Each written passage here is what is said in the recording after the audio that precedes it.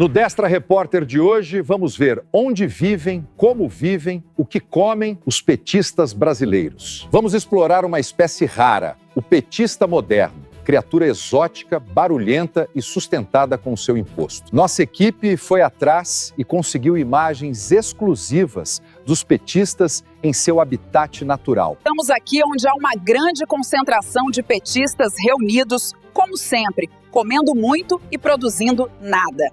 Um homem forte como você, por que não está trabalhando? Tá doida perder meu Bolsa Família? Vou nada, vocês é que ralem por mim. Mas por que vocês invadiram o supermercado? Queremos cesta básica para todo mundo. O supermercado vende demais, tem que dividir com a gente. Mas vocês não ganham Bolsa Família? Mas esse é para tomar cervejinha e comer o pé de galinha na brasa. Se o mercado fizer isso com todo mundo, como ele vai sobreviver? Não é problema de nós. Acorde mais cedo, se vira, eu quero que é dele e pronto. Mas essa terra tem dono e é produtiva. Mas a gente quer a terra. Papai Pinguço dá proteção pra nós e o Brasil é nosso.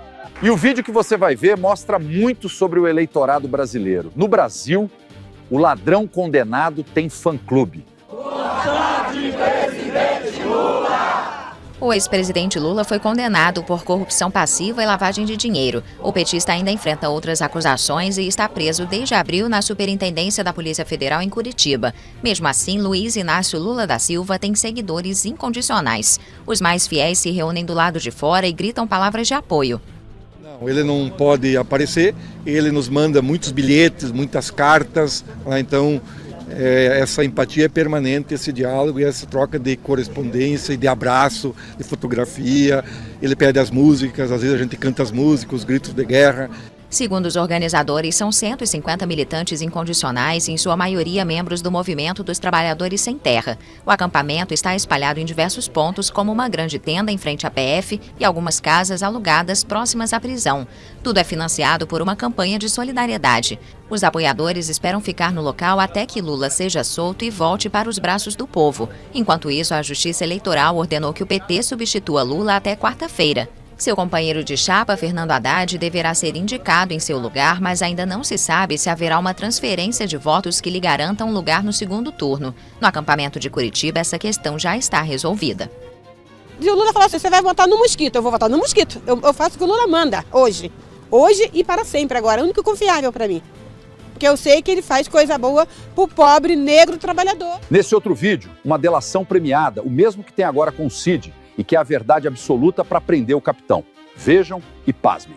Ele era um dos homens mais próximos ao ex-presidente Lula. Antônio Palocci presenciou como a máquina pública financiou campanhas e interesses pessoais no governo do petista. O presidente Lula também começou só olhando campanha. Já no fim do seu primeiro mandato, muita coisa pessoal ele tinha pedido para ele, em termos de dinheiro que eu pessoalmente levei e entreguei para ele. No fim do seu segundo mandato, aí ele preparou sua aposentadoria. Recebeu 300 milhões da Odebrecht numa conta corrente de disponibilidade, recebeu seu sítio, que foi feito, combinado para seu uso, o apartamento. Palocci revela que quase todos os órgãos do governo federal estiveram envolvidos no esquema de corrupção, com algumas exceções, como o Banco Central. Ele afirma que alertou Lula sobre os riscos de envolver a autarquia. O presidente Lula que roubar ali era um perigo, porque desestabilizava a moeda brasileira, não apenas uma atividade setorial, e ele acabou concordando. Fora isso, todos os órgãos, o Correios, os órgãos do setor elétrico, os bancos estatais, todos foram ocupados mais ou menos nesse modelo de distribuição de cargos para financiar os partidos políticos da base do governo. Algumas situações financiaram a oposição. Desde que começou a colaborar com a Justiça, Palocci tem dito que as campanhas do governo do PT foram financiadas com recursos públicos, arrecadados de forma ilícita. E cita a Petrobras, que pela independência das diretorias, se tornou uma das principais fontes de Caixa 2. Neste outro vídeo, Palocci relata como grandes empresários atuavam para aprovar emendas no Congresso Nacional, por uma razão. Dessa forma, garantiam verbas ilícitas na campanha presidencial. O empresariado criar um tema de grande porte, normalmente tributário, para que ele possa, na negociação desse tema, trabalhar o financiamento das campanhas dos políticos com dinheiro público. Então você vai no Congresso, busca um benefício de 1 bilhão e doa 100 milhões. É uma forma de fazer com que a campanha futura seja paga com recurso público. Ele conta ainda que um desses projetos bilionários chegou a ser aprovado pelo Congresso, mas ao chegar às mãos do presidente Lula para a sanção, ele vetou. Era uma tomada de recursos do Tesouro de maneira quase escandalosa. Mas não parou por aí. O ex-ministro explica que após o veto, outro texto foi elaborado e apresentado aos parlamentares. Neste caso, acabou sendo sancionado pelo presidente, o que resultou em propinas entre as grandes empresas e o governo federal. Resultou em propinas importantes. Por exemplo, a Odebrecht combinou com o Guido Mantega, que me informou na época, de pagar 50 milhões de reais por conta dessa operação. A Companhia Siderúrgica Nacional combinou e pagou 14 milhões de reais por essa operação. Acha mesmo que o Pingunço pensa em você, que é pobre? Ele tem um projeto de poder. Os pobres são a escada que ele usa para subir. Eu cansei de viajar o mundo falando mal do Brasil, gente. Era bonito a gente viajar o mundo e falar, no Brasil tem 30 milhões de crianças de rua, no Brasil tem 30 milhões... A gente nem sabia, tem não sei quantos milhões de abortos, era tudo clandestino, mas a gente ia citando números, sabe? Se o cara perguntasse a fonte, a gente não tinha, mas a gente ia citando números. Eu não esqueço nunca, eu estava debatendo o Roberto Marinho e o Jaime Lerner em Paris. Mas eu estava dizendo, porque no Brasil tem 25 milhões de crianças de rua. Eu era aplaudido calorosamente pelos franceses. Quando eu terminei de falar, o Jaime Lerner falou assim para mim, ô Lula, não pode ter 25 milhões de crianças de rua, Lula. Porque senão a gente não conseguiria andar nas ruas, Lula. É muita gente. Tenho que mentir, é preciso mentir. O político tem que mentir. Porque sempre é mais fácil acreditar numa mentira. Uma mentira, minha mãe dizia, uma mentira ela voa, a verdade engatinha. É sempre assim. Ô Lula, se você for eleito presidente da República, o que você pretende mudar de concreto no nosso país? Olha, primeiro que nós vamos mudar de concreto, nós vamos provar que você pode tranquilamente colocar corrupto na cadeia. O lugar de ladrão é na cadeia, corrupto. E o corrupto não é apenas o cidadão que é funcionário público que rouba. No Brasil, Décio, Wagner, predomina a teoria do que é preciso levar vantagem em tudo. E nós precisamos mudar isso. E vamos mudar isso dando exemplo. E dando exemplo significa acabar com a impunidade. Se um trabalhador rouba um pãozinho, ele vai preso e apanha. O cidadão dá um desfalque de 400 bilhões e está em Paris, gozando da nossa cara. Esse cidadão tem que ser preso, esse cidadão tem que pagar pelo desfalque que ele deu. O pequeno, nós sabemos que às vezes rouba para comer, mas o grande rouba de sem vergonha e esse nós precisamos colocar na cadeia. É assim que a gente vai mudar o Brasil, Wagner. Sabe o que é pior? Tem gente vendo esse vídeo e digitando, isso é fake news. Vai me xingar, me chamar de gado, mas continua burro e pobre. Depois de ouvir da boca do Pinguço o projeto de nação que ele tem para você e seus filhos, eu preciso te mostrar um vídeo que vai te fazer crescer e pensar. Se tem algum petista até aqui no vídeo, é hora de sair. Daqui para frente pode causar convulsões em pessoas sem cérebro ou idiotizadas. Assiste quem puder. Alô, pessoal.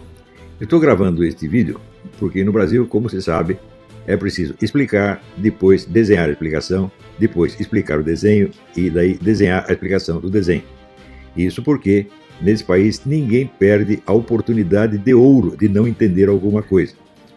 A minha gravação de ontem, embora estivesse bastante clara, já imediatamente suscitou várias dúvidas. A Carla Pola escreveu um negócio dizendo onde já se viu, nunca esperei que tivesse de aderir a uma igreja bolsonarista onde ninguém pode divergir, né? Mais ou menos no mesmo sentido. Outras pessoas se pronunciaram, né? Até a Janaína Pascoal disse, ela anunciou há 30 anos o pessoal vem anunciando o fim do Olavo de Carvalho e a Janaína também, porque ela acha também a mesma coisa. É o seguinte, gente, vocês não têm a menor ideia do que é militância, vocês não sabem, né? Se você pensa militância, você pensa assim, a população fiel que segue um cara. Vocês são loucos, isso é a massa, gente, isso não é militância. Militância é a militância que mobiliza a massa e a dirige. Militância são pessoas treinadas para dirigir o movimento de massa. Dentro da militância é que se discute, dentro da militância é que se diverge. E quando se chega à conclusão, daí todo mundo obedece. Mas primeiro é o lugar onde tem a discussão. Isso é assim, mas desde o tempo de Lenin, vocês não sabem ainda. Esse pessoal não estudou nada de movimento comunista, de Lenin. Pô, dá um livro de Lenin pro pessoal ler, eles não entendem. Né? Então, gente, vocês estão dando palpite em coisa que vocês ignoram, porra. Por que não pergunta antes de sair julgando? Daí veio também o Felipe Moura Brasil, disse, o Olavo mandou criar a militância e está lá, né, o Alan dos Santos já imediatamente convocando a militância. Não mandei porra nenhuma, Felipe. Quer dizer, eu estou falando que precisa constituir uma militância e você responde como se essa militância já existisse e eu fosse o chefe. E eu estou passando ordens. Eu não dei ordem para ninguém, inclusive achei errado o que o Alan fez. Telefonei para ele para reclamar, mas ele não vai mudar o negócio. Ele já fez, ele fez o que quis. Eu não tenho poder de comando sobre militância nenhuma, porque a militância não existe. O Alan não é meu militante, ele é apenas um leitor meu, como você também é. Quer dizer, que besteira é essa, porra? Né? Então, todo o pessoal já diz, ele citou o Lenin, ele é leninista, ele é comunista. Mas o que há, porra? Será que eu estou sempre falando com analfabeto? Não é possível uma coisa dessa. Então, gente, eleger o presidente sem você ter uma militância para apoiá-lo, tá certo? É jogar o homem no meio dos leões para ele ser destruído. Como, de fato, durante todo este ano foi o que tem acontecido. Né? O pessoal da esquerda tem militância organizada. Militância é assim, é pessoal que se reúne toda semana. Tem textos para estudar, tem discussões, tem temas. Né? E quando chega na conclusão, daí é obrigatório para todo mundo. Mas até lá se discute livremente. Né? Agora, o que a Carla está entendendo como militância é uma espécie assim, somos fiéis de uma igreja. E o que besteira é essa? Quer dizer, você nunca ouviu falar de militância, você ouviu a palavra militância. Né? A Janaína também não tem ideia do que seja militância. Aliás, ela não tem ideia de nada. Né? A Janaína vive toda hora, nós não podemos fazer um imbecil coletivo da direita.